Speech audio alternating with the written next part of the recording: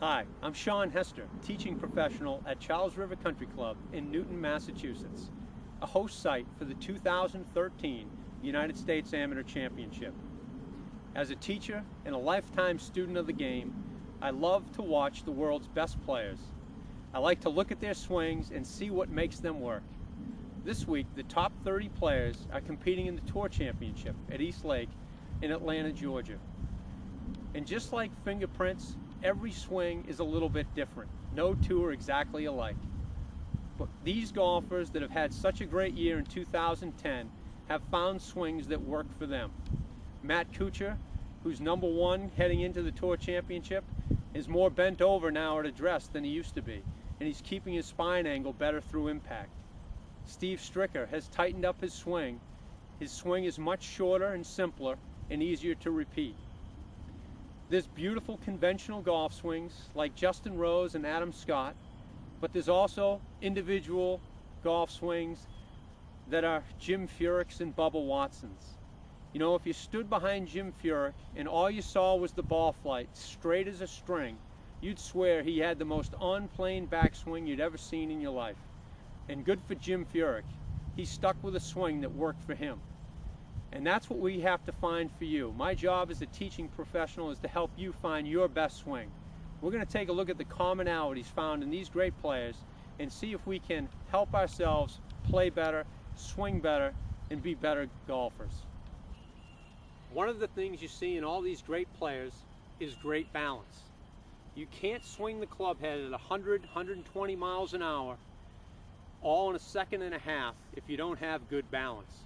Because there's a lot of turning that goes on with the upper body, there's a lot of movement that goes on with the body, and you must keep your head steady in order to make solid contact with the ball. If you don't have your balance and you're moving all over the place with your lower body, your head's not going to be steady enough to make solid contact. So you want to make sure at address that you're solid and you've got a good foundation underneath you. I like to feel like I can jump from my setup position. That tells me that my legs are alive and active and I'm using the ground properly.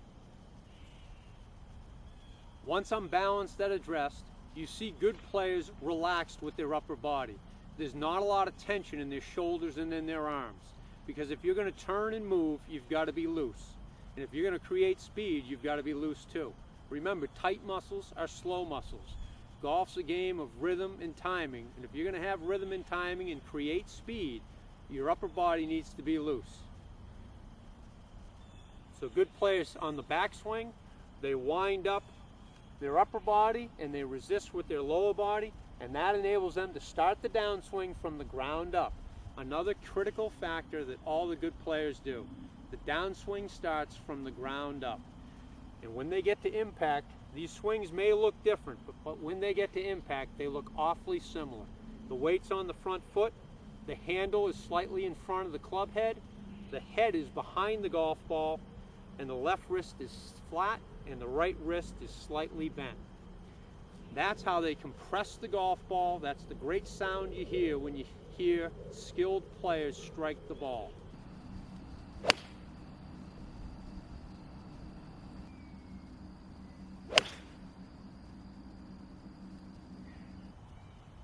Compression. There's really no feeling quite like it when you really smush the back of the ball and trap it between the ground and the club head.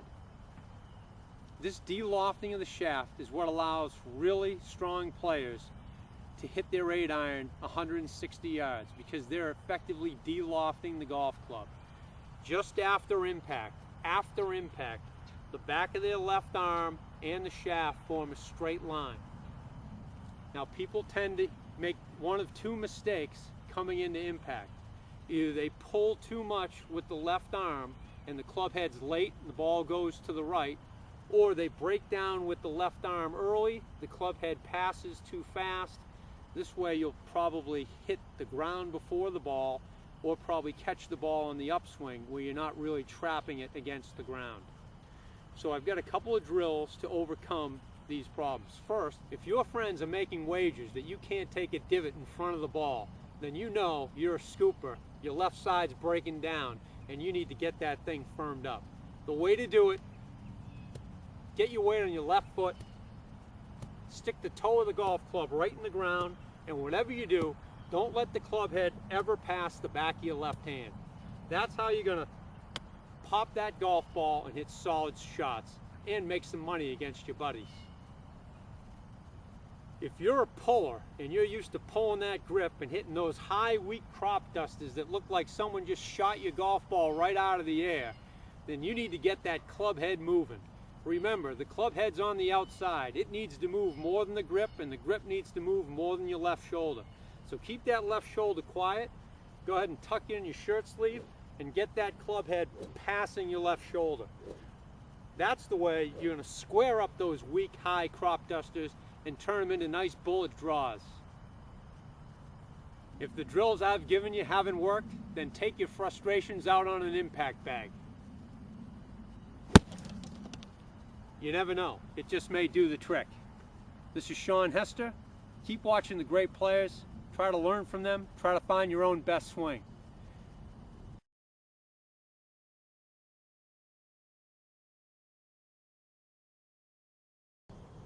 Students often ask me, Shawn, how do I know how hard to hit the ball when I'm so close to the flagstick? And I like to respond by asking them, well, if I were standing next to the flagstick, how hard would you toss me the ball? Think of the short game shots as though you're playing catch with your son or daughter, brother or sister.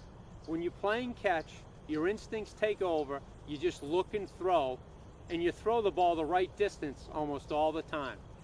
Try to apply the same theory to your golf game.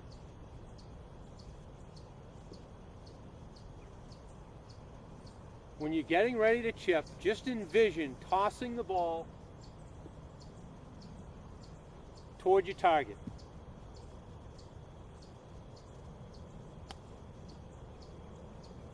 Keep that picture in your mind and trust your instincts. They work every time. This is Shawn Hester.